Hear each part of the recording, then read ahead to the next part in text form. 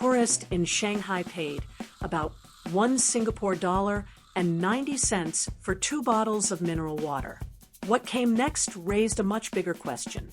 How could allegedly refilled bottles have been sold at the same location for decades?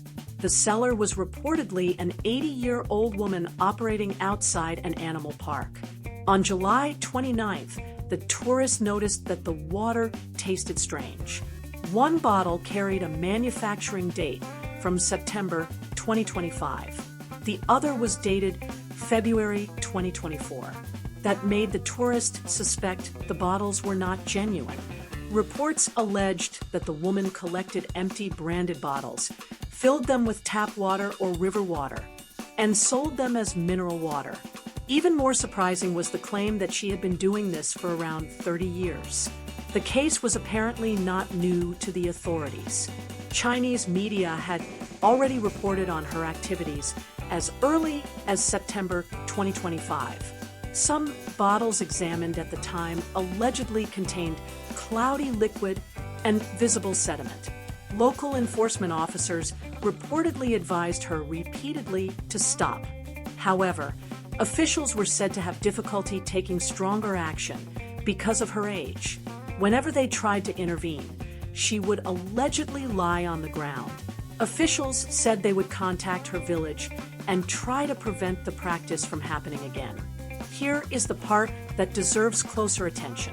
A bottle may look sealed, familiar, and professionally labeled, but once it has been reused, its appearance tells buyers almost nothing about what is actually inside.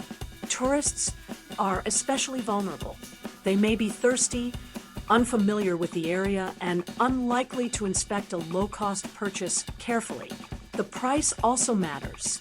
At just 10 yuan for 2 bottles, many people may decide that checking the dates or condition is not worth the effort.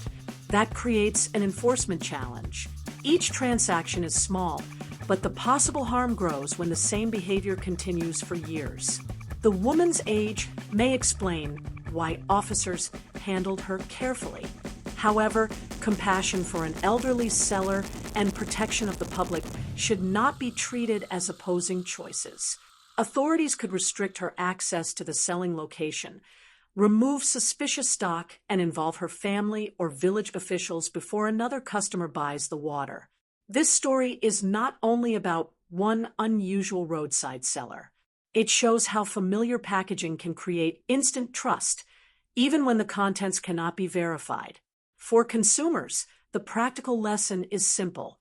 Check whether the cap appears intact, examine the manufacturing date, and avoid bottles containing unusual particles or liquid. Do you think officials should have taken firmer action earlier, despite the woman's age? Share your view below and follow 2230 for more news explained with context.